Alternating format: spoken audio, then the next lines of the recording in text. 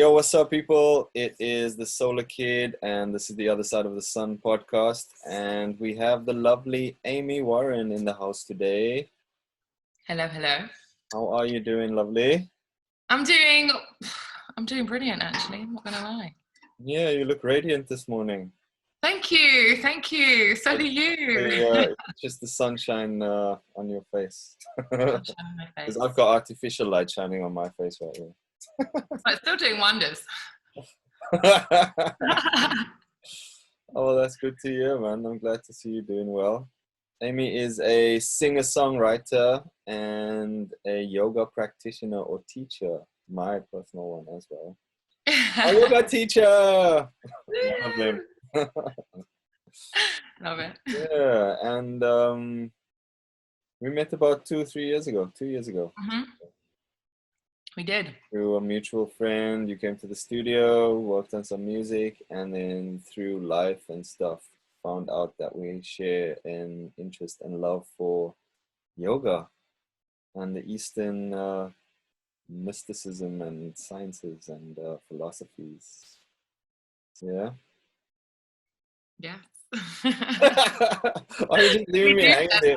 I thought you were gonna like jump in there and say like, yeah. That's No, but I agree with everything you're saying. That's very true. I can't say it in any other way. You hit the nail on the head. Yeah. So how have you been? Like, how's lockdown been treating you? And Yeah, I mean, it's been good. I'm the kind of person that's always going to make the good out of. I guess it is a negative situation. So it's been good in terms of, it's been nice, even in the first lockdown, yoga-wise, everyone sort of was at home and we're homebodies, and it was a great chance for me to kind of branch out to people that weren't necessarily already in my yoga classes or even thinking about taking any classes, and it really like allowed them to do it in the comfort of their own home and kind of branch out. So made you more accessible, isn't it? Yeah, like really, really good for me business-wise. And yeah, because generally like you'd be doing it at a studio somewhere, and most people are so busy, they're working or they're going out for dinner after work, they don't have time to go and do yoga. Whereas when lockdown, everyone was just like, well, I might as well not doing anything. Might as well get active. Yeah, for those that don't find or find going to yoga studios daunting, or don't necessarily practice yoga, and that westernized view of yoga, it looking a certain way, it deters them from going forth and practicing. Like in COVID, I think that a lot of those barriers were broken down. They could do it in the comfort of their own home. It was a lot more accessible. I mean, I was running it for free for like 7-8 months. So there was no excuse really for people not to. Yeah. I made it super accessible. And that's one of the things that I really wish to pursue in terms of my yoga career is branching out and broadening the accessibility of it all. So that was wonderful. COVID did that, like allowed people. It's weird, this whole thing, because like generally in the news and on TV and around and like out there, people are all like, oh, 2020 has been the shittest year of my life and it's so weird. But I just feel like it's been perpetuated by people who are just saying that. Like, obviously I understand there's been loads of deaths and yes, we've been locked down and, you know, it's a virus and stuff going around. But all the artist friends that I know, all the people who are generally in isolation, like us anyway, who are creatives that kind of lock themselves off, most of the people I know have had amazing years. Like, I mean, you know, same for me. I mean, like, I went from not losing, but having to close my studio to a completely new venture. Well, not new, but like, it's almost like things have just picked up in an amazing way in other avenues, you know, and I've been able to I agree with you. I think it's the breaking of all of those habits. Like everyone was in their routines, and COVID just shut that down. Like, and was like, those habits, those traditional things that you are doing day in, day out, they can't carry on anymore. So naturally you have to find new ways. And there's, I think, such beauty in that, because you end up approaching things slightly differently, therefore thinking slightly differently, and you're opening up new boxes and you're opening up new avenues, and it allows creatives especially to kind of find new things that they love, or do those things that they love in a different way, and add new things in. And I think it's been a wonderful year for a lot of people, and change is good. I'm a advocate for change. 24. Yeah, same. I mean, all those things that I've been putting off, because I've always got such like a long list of things that I want to achieve and things I want to work on, like spending more time practicing instruments or learning languages. I've just had time to do most of those things, even just spending time with my family. Like, I mean, just like having enough time to spend quality time with them, because it's like, you know, generally you may be in the same house, but then you still doing stuff, or, you know, they doing, and then it's bedtime, you wake up and you go to work or school or whatever. But yeah, I don't know. This year's been pretty good for me in terms of just mentally, spiritually, physically, emotionally, musically. Yeah, good. I'm glad. I hope it's been the same for a lot of people, to be honest. I think it is that quality of time, and that's what was given, quality of time, like how you, obviously depending on how you chose to spend it, but a gift of time is and also depending on your situation. I mean, like, not everyone would be in a financial position to kind of enjoy. Like, there were many people who had to work, or many people who couldn't afford to not work, or if you live in other countries where it's not as, you know, possible, then yeah, it would have been different. But yeah, just off the COVID thing, man. Tell us a bit about you. Like, what was your upbringing like? Like, how did you find your way to yoga? Like, was there anything in your upbringing, or can you remember anything, or like, what was your childhood like and stuff? Yeah, I mean, I had a very wonderful childhood. I grown up with both of my parents, and my mom actually has been an avid yogi for 40 years. So Yeah, it's she's very, dope, man. yeah, Oh, flexible, yo. she is very flexible. She's a G. So yeah, it's been in my space. It's been in my upbringing for many, many years, but actually it wasn't something that I loved initially. I was very much on a fitness path. I've always been quite an active person. And I thought I was all into strength, and I was all into muscle, pumping that iron, do you know what I mean? I just thought yoga was really, like, personally, like, I saw my mum do it and I saw how flexible she was, but it didn't click to me. I didn't think anything of it. I didn't, like, respect it, I guess. And one day, I don't know what happened. One day I was in uni, so I was about 21, 22, and I just woke up and was like, I'm gonna practice. I'm just gonna wake up this morning, come downstairs, I'm gonna find something on YouTube, and I'm just gonna try it. And then I did that for 3 days straight, and after that I was like, I'm never gonna not do this in my life. And it was that simple. It was that, like, literally, it took, I think even on that first day, but the consistency of 3 days in was like, yeah, if I don't do this, the physical benefit I felt just from those 3 days, and it wasn't even like an hour practice a day, it was like half an hour every morning for 3 days. I then carried it on until now, really. So I don't know, I actually can't put my mind on what the flip of the switch was in my brain. But you know how sometimes there's things that are in and around you for many, many years, and it's just a matter of timing. And I had to be in the right place in the right time to go about go about putting myself in that position to receive all the benefits that I then received. So yeah, it's been a part of my mum's life for a very, very long time. So I think that was what was embedded in the brain.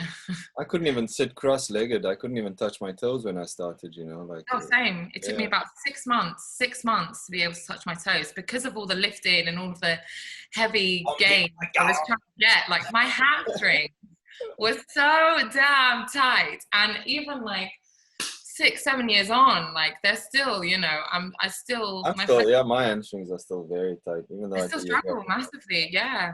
And because I think because I had that previous sort of fitness element and journey, that when it came to developing and building yoga wise and me seeing the difference in my body, it really made me, like, in terms of understanding mind-body connection, that was one thing that I absolutely loved, because that's very important when you're lifting and you're training. You're thinking about the muscles that you're utilizing, carrying that on through yoga. Yoga is so important. That is so important in yoga, and understanding all those little adjustments, what they can do and how you can feel them. And I think that really helped, like that really supported my practice, and it's why I think I'm an avid yogi and an avid fan of the practice.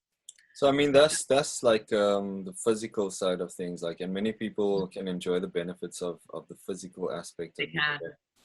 But then we also kind of connected on the fact that you delve deeper and are still, I mean, it's a never-ending journey, but you've been delving deeper and deeper into the philosophical side of yoga. Yes. So how did that, obviously you didn't just you started practicing, but I mean, I'm assuming that you didn't just start reading the Bhagavad Gita and shit like that. No, straight away. I mean, it took me a while to, actually, no, let me be honest, it didn't take me a while. The internal impacts and the mental impacts, as set aside from the physical, really started coming into play about a month in, and I just, the amount of space that it gave me to mentally break things down, to understand how I was feeling, to understand how to approach and treat myself, therefore how I can treat others, was such a massive, monumental shift in me as a person. And because of that, and then like the progression of that building those elements of yoga, which the physical essence of yoga is a very minute part of yoga, as it's such a massive term, it's such a massive word, and because it embodies everything: what you eat, what you do, what you think, what you say, you know. It's a whole lifestyle. It was me experiencing those benefits and understanding them for myself that really kickstarted that journey. And I want to understand more about this. I want to understand the philosophy behind it, because it's such a powerful tool. It's such a powerful tool, and I don't believe it helps one person in the same way as how it helps me. It doesn't necessarily help you. It's such a, you know, it's such a wide thing, and I think that I just really wanted to deep dive into all of that. So yeah, I started reading. So I think my first yoga book really was more anatomy based. So it was still on the physical side and understanding the body. And then I went on to what was that? Do you remember the book? It was one of those massive binders. It was just a massive anatomy book. So it's like it's a massive anatomy guide. I'll find it, and then you can put the link to the book if you want. I can find all of the names and you can pop the links in. But yeah, the first was anatomy, and then I went on to the heart of yoga. Was that IKS Iyengar? Who's the writer of that? Yes, T.D. Defasha, can't pronounce the name. I'll again put it in the. It's one of my. It's such a brilliant book, and he breaks down the sutras as well, and that was my first connection to the Yoga Sutras, and was reading his book, and then I went on to, which I'm still breaking down, is the Hatha Yoga Padapika. So that's a lot of information. A lot of information, yeah. Yeah, and it's just really wonderful to But that also just shows you, excuse me, lots of postures though. The hatha yoga. Yes, I yes, mean, it does. the text and the actual philosophy only lasts like for the introductory chapters, isn't it? And that's Yeah, kind of a piece of, everything else is more technical. yeah, and it's a piece of the Yoga Sutras of Patanjali, isn't it? Like the Hatha Hmm. Yoga Pradipika, yeah. Because I mean that's what I read in the beginning of this year as well. But then when it came to all the postures, I was like, I ain't gonna learn all these postures. There's like so many postures, yo. Like some guys flipping, putting his head. Maybe when I I, know, yeah, no, I'll see. I'll get there. I'll get there. Like you know, eventually. eventually. Yeah, But then for real. also, like many teachers or practitioners say that like it's not necessarily. I mean, it's not a competition in that sense. Like who can do the most postures? Who can do? You can literally do the same practice every day forever. It's the quality of the practice and the intention and your mindset and like where your intention is when you're actually doing the practice. You know what I mean? Very much so. So, Yeah. so yeah, I mean that's why I was just like, okay, cool. Because I was thinking of being a yoga teacher at one point, like quite a few years ago, and that's why I got those books. And then I was like, nah. Most I mean, like with most things, I kind of want to develop things for myself. So like even my physical training routines and stuff that I do to keep myself fit, the way I eat and stuff, I try and always tailor it to me, to suit Mm. me, you know. And I feel this is why a lot of people don't stick to routines or diets or physical training things. You know, they'll do it for a couple of weeks and then stop. It's because you put too much pressure on yourself.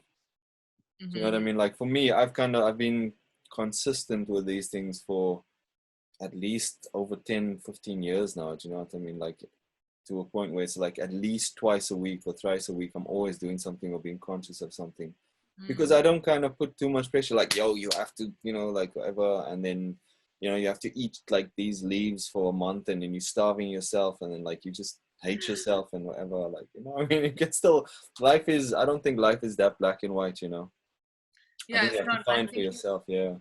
I agree. I think with a lot of things, it's about yes, like knowledge is power, and gaining all of that information is wonderful, but it doesn't mean that you have to abide by it. I think it's really important, and I think it is a skill to be able to sort of hone in on that information and regurgitate it to best support yourself. Like Mhm.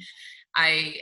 It's you've got to make it relatable to you and adapt it to how you can best practice what you're learning or what well yeah no what you're learning in written form or in physical form. Yeah, and I think the best way of teaching is literally by self practice and by being embodying what you understand and know. Because for me, I've kind of always been on a spiritual journey and path, and like one of my biggest flaws, I'd say, or maybe I don't know, yeah, maybe it is a flaw, or whatever, but like something that I've learned to kind of overcome in recent years is that your knowledge and understanding that you gaining for yourself in terms of your life and your spirituality and your path and your existence does not necessarily mean that it's going to impact you in the same way. So if I discover this new book or something or method that changed my life, it doesn't mean now it's going to change yours. And what I always used to do when I was a bit younger, and I was like, every time I learned something, it's like, yo, I need like, yo, you have to do this. Like, Yeah. this is going to change your life. This is the way, you blah, blah, blah. And I think, yeah, man, like, you know what I mean? People will probably appreciate more like when they come to you and like, yo, Aimee, you're looking good. What have you been doing? You know what I mean? And like, then you say, oh, I've been doing yoga, I've been doing this, and like, oh yeah, let me, instead of you coming and like, yo, this is the way, you Yeah, have to do yoga every day, otherwise you're gonna die. yeah. Yeah, I don't think that helped. I don't. Yeah, I agree with you. That is not an approach, and I think that's a classic thing. Like when I did my training, it was one of the key things was don't teach what you don't know, and don't share what you don't embody. That's a really important thing, and I take that with me through everything. And even if I'm teaching in other ways, teaching in schools or not yoga, for example, again, teaching what you know, and if you don't know something, that's very, very fine as well. There's other people that do, and it's yeah, I agree. I think that you it's not a forceful thing. You have to really embody it all in order to share it in an authentic way so that it can land for other people when they're ready to receive it. So in your Instagram page, you say reveling in mind and movement connection, sensory focused teaching. What does that mean? Well, thinking about being a teacher and it being a big industry. In this time that we've had in COVID, I've really trying to put on a business head in terms of growing a yoga business or growing my community, a community. And I really wanted to hone in on what my niche was in terms of teaching and what I love to practice and what keeps me coming back to the mat and things that I really tap into and how I then teach. And one thing for me that I was observing was that I love mind body connection. I love the ability to be in a pose and to make these subtle alterations and to feel the shift in my body and be able to understand that and breathe within that. And that mind body building, I think, is really, really vital in my practice. And so I encourage that within my teaching. So mind and movement connection is something that I will forever, or am at the moment, most definitely really interested in it. In terms of when I practice, yes, I practice by myself, but I also go to specific teachers, and the teachers that I go to are teachers that are also mind connection related, and they really teach and cue poses and flows in that way. So that's what that was about. The mind and movement connection is that being sort of my niche in terms of teaching, and that really connects to that sensory focused teaching. So it's about feeling, it's about listening to your body and understanding, well, if I make this alteration, I may suggest to make an alteration, but it may not work for you. And I also encourage that. I will give you all of these options in a class, but I want you to feel them, and I want you to see if you can utilize that. And if it doesn't feel good, then you find what feels good for yourself. And I think I wanted to find that niche so that I can continue delving into that section within my teaching, within my own practice. And that's what I sort of broke it down to in written form. Okay. Yeah. Do you intend to, or do you involve any of like the philosophical aspects in your teaching? Because I mean, I used to go to a class quite a few years ago now, and my teacher she used to love Eckhart Tolle, and when she would be explaining the poses, she would add a lot of philosophy into what we were doing. So say we were doing a sun salutation, she would explain the cycle of the sun, and when you go down to the earth, which was your first form, up to lizard, when we evolved into creatures, moving beings, and then going up through the stages of the sun. And I like, do you do any of that kind of stuff, or do you? No, right now I don't know. So it's something that I think through learning and knowledge and gaining more knowledge could develop. But right now, yeah, that's not my primary focus. That sounds amazing though. Yeah, because she literally used to break down like things as we like going through the poses, especially like so say a sun salutation. So she would start up in the sun, and then you fold forward, go down into plank, go all the way down. So when you go down, that's your first stage of the evolutionary process. And then, because when you understand or you learn or read about yoga philosophy, basically everything that is scientific or biological or been explained in the history of the world is actually already been explained in the Vedas thousands of years ago. I mean, they talk about atoms, they talk about evolution, long before Darwin and these types of stuff. And I mean, these are things that people don't realize. It's like this knowledge was already available, and this science, which is why a lot of people, why people refer to yoga as a science or engineering, is because it was a technique that was developed, by people who had learned to understand how the body can be a useful tool to take your mind to a place of pure spiritual awareness or wokeness or awakening, or, you know, reaching that point of samadhi, or, you know, and working through your life ails or samsara, you know, as they refer to it as well. So yeah, I mean, like, I mean, maybe a suggestion. No, no, agreed. No, yes. I mean, this is the thing. Like, it's all of that, and it's such. There's, like you said, like yoga is such a massive word, and there is so much to it, and you can never. I don't actually think it's ever. It's a forever learning process. Yeah, no, definitely. And But I love think also that. maybe it might be too much for certain people, like, because some people just need the physical. Yeah.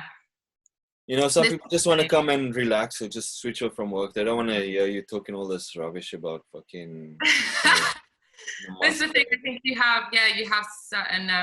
I think for the community that I've created thus far, it is more about bringing them into the physical movement, help supporting them understanding their bodies, and getting them to think about and feel certain postures and movements in ways where they can bring in that focus, they can calm their own minds, they can draw attention and connection to themselves, which they can then take outside of their mat and outside of their practice.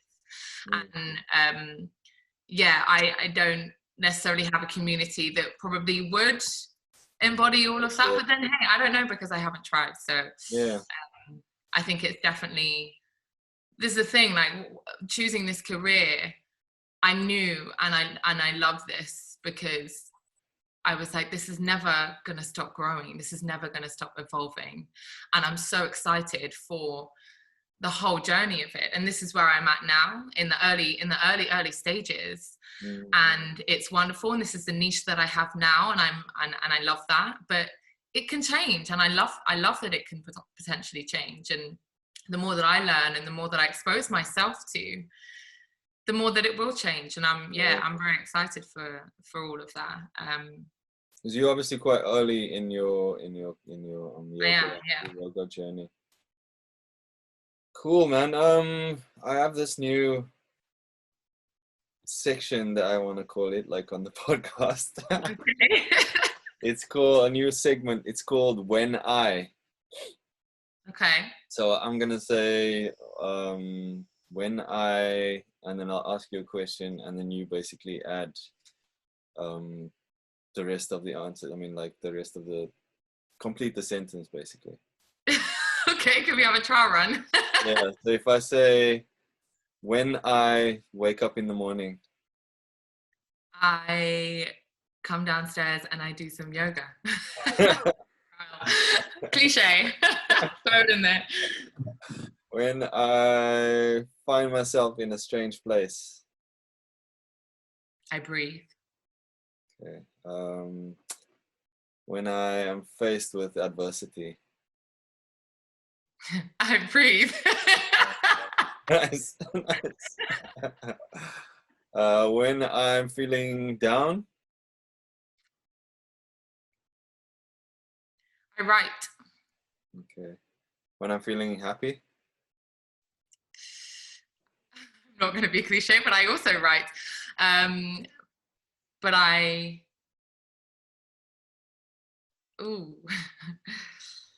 share. Okay. When I wake up in a stranger's bed. I laugh. Like, oh shit. Literally. When I am confronted with an angry person. I stay true to myself. Okay. And when I close my eyes at night.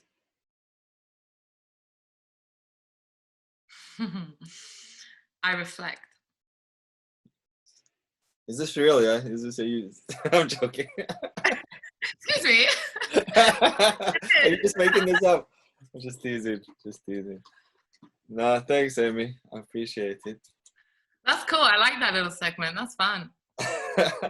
Yeah, it's nice to just see. I mean, like, the whole point of this podcast for me personally is like really just learning about people and their stories, and like just finding that connection, because so many times, like especially for me personally, I always felt like growing up, I've always felt like like I didn't fit in, or I was a weirdo, or I wasn't a part of things. And yet the more I look back and the more people I speak to, it's like, nah, you weren't, you were this. And I'm like, that's weird. I had a completely different experience of Yeah, life.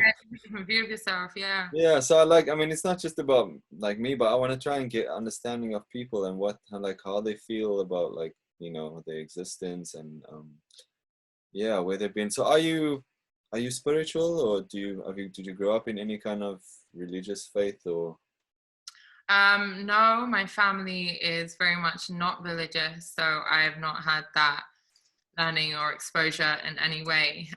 That the spiritual sort of journey for me really started with my connection to yoga, and then building into meditation, and that was my first real experience of a spiritual self. So do you believe in God, or do you believe in a being, or like what's your? I believe that I believe that everything is connected. I believe that everything is living. I believe that um, there is a power, there is an energy that is beyond us. Um, but I don't believe, I don't really know what I'd call it. Mm. I guess Mother Nature. Yeah. But yeah, I very much believe in the power of the earth, and I think my first experience of that was during meditation, and I just, it was about 30 minutes in. I think we were meditating for about an hour. It was my first time being able to, well, not my first, but a couple of times of being able to sit for that amount of time. And when I came out of it, I just burst into tears, and I was like, oh my God, I've never felt so at one with everything. I didn't feel my physical existence anymore. I was like floating. I was all particles, like And this with is no everything. drugs, people. This is no drugs. Like genuinely, it blew my fucking mind. Don't worry, it's YouTube. You can swear. Sorry, yeah, I should have asked that, but No, you can swear. It's YouTube. Go ahead. okay, yeah, fine, great, yeah, it blew my fucking mind. It really, really did, and that was my first sort of, wow, this is powerful. This is something that I didn't even know I could feel, and that was my first real.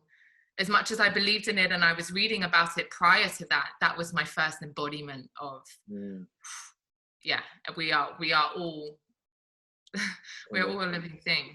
Yeah. No, I'm a very big advocate of meditation and self introspection, and like a reflection. Many people choose to mask those things with drugs, or like, I mean that I'm not against. I mean, I don't mind. I mean, I'm not against anything, but like psychedelics and stuff can give you a similar experience, say mushrooms, ayahuasca, all the plant medicines. But personally, I don't think it's something that you should continually do to reach those mind states and reach those places, because yes, it is eye-opening, and it is a gateway to the understanding of different parts of your mind that haven't been unlocked. I mean, these plants and stuff have been given, they've been there, so there must be a reason for them. But I think when you start to create a dependency on that to unlock it, because through some of the teachers that I follow and whatever, and things that I mean, like you said, you can do it without, you know what I mean? Just by sitting and closing your eyes and breathing, you can actually reach these states without any form of it. And it's pure, and it's untainted, and there's no side. I mean, not that there's many side effects to, mushrooms and stuff, but it's not unnatural. It's natural, but do you know what I mean? It's not like Yeah, just you're you and your really breath. something else, yeah, to get you to that place, and you can become reliable on that to enable to get you to that place. And I think it's a Yeah. wonderful, yeah, like everything in moderation. I'm a firm believer of that. Like I'm like you, I'm not against those things, but I'm not an avid user of them either. And I would like to experiment. But the fact that I can bring myself to those places, I think I'm I think that means a lot more to me, because I have the capacity, and everybody has the capacity to utilize their breath, their life force, to take them to that place if they That's give it. The themselves a breath, chance. the Yeah, power breath of is the breath. everything. Breath is everything. Have you heard? Do you know who Wim Hof is? I do know who Wim Hof is. He is trending so Is he much right trending? now. Oh, is he trending right now? Yeah, I he remember is. I asked you about him quite a few months ago, like when I was Yeah, like, you did. Yeah, you did. Yeah. and what he's doing is basically pranayam. It is prana. Yeah, of course it is. Yeah. It's the power of the breath. I mean, being able to face extreme cold and stuff. It's when you are able to breathe slow and slow down your heart rate. You're able, like you said, like your answers to those questions. When I'm faced with fear, danger, whatever, you breathe. Because basically any short breathing makes your heart rate go up. It makes your heart start beating faster. But the minute you can actually slow down that breath, it helps you to be clear, calm, focused. All of that, 100%. Like I've just completed a breath course, so I've just come into being a breath coach, and yeah, I mean, obviously a lot of that is taught through yoga and through pranayama as well, but really understanding your ability to shift and control your own nervous system very, very easily. It doesn't take a lot of time, and being able to control and change that essence of reaction to responsive. And I think that's a really key learning. And you can shift that fight or flight part of your nervous system, where you start breathing up here and you can get anxious, and you can calm that right down and switch in your rest and digest, and suddenly you feel completely different. And it's all within your own ability and your own, it's just the Yeah, how learning. many people just have a natural shallow breath? I mean, it's like you're limiting your actual body to operate at its optimum. Yeah. I mean, I teach my kids this all the time. I mean, they're still really little, but like, when I tell them, if you're feeling scared or nervous, take a deep breath. Or even like when they're struggling to sleep at night, like most people, there are many people who are insomniacs and stuff, and literally a lot of people don't realize that if you literally just try and breathe extremely slow, hold it for a few seconds and let it out, you won't stay awake past 20 breaths. I mean, I've tested it on myself so many times. Some nights where I've like been wired on coffee or whatever and stuff like that, and been working, and I never ever had a problem sleeping, just because of regulating my breathing. Well, no, but like these are the benefits, like the amount of benefits to just understanding a few breathwork exercises. It can do so much. Anxiety, insomnia, asthma. There's so many things. Calm, focus. There's so many incredible benefits. Do you have a quick method that people can use? 100%. There's a really simple one. So one that you can use at any point of the day, and it's very, very simple. It's the course that I did, they called it balanced breathing, and it's literally about if you're on a high, you've had loads of coffee and you're raring to go, it's just going to neutralize your blood and neutralize your nervous system, so that you're in this calm, aware state. And if you are really lethargic, or you're kind of slumping around and you feel tired, it's going to bring you up. So it's a beautiful neutralizing breath, and it's really, really simple. And it's either you can do this lying down, you can do it seated, you can do it on a chair, but removing yourself from the back of the chair so that you have a nice full spine, and you're just inhaling for 4 counts and you're exhaling for 4 counts, and you do that for 10 rounds. And you can do that twice, 3 times, however much you need it, but it will neutralize you immediately. And the trick you want to use in that breath is the ujjayi, so accessing ujjayi breath. So it's almost as if you're closing off the back of your throat. And the only way I can explain it is if you do it with your mouth open, it's like you're fogging up a mirror. So it's like, and you're creating that sort of like Darth Vader sound with the back of your throat. So you want to do that, but without breathing through your mouth. So then you take your nose and you open up the back of your throat, and you can hear and you can feel your breath so much more. And you utilize that ujjayi for inhaling for 4, exhaling for 4, keeping the eyes closed, and you do that for 10 times. And yeah, you're in a great space after that. Yeah, I completely vouch for that. I mean, anyone who can do that for 10 rounds and tell me they don't feel better, like I would challenge you on that. Like, yeah, please bring those comments forth, yeah, because definitely. honestly, I'll be like, come on. There's no way. Yeah, breath.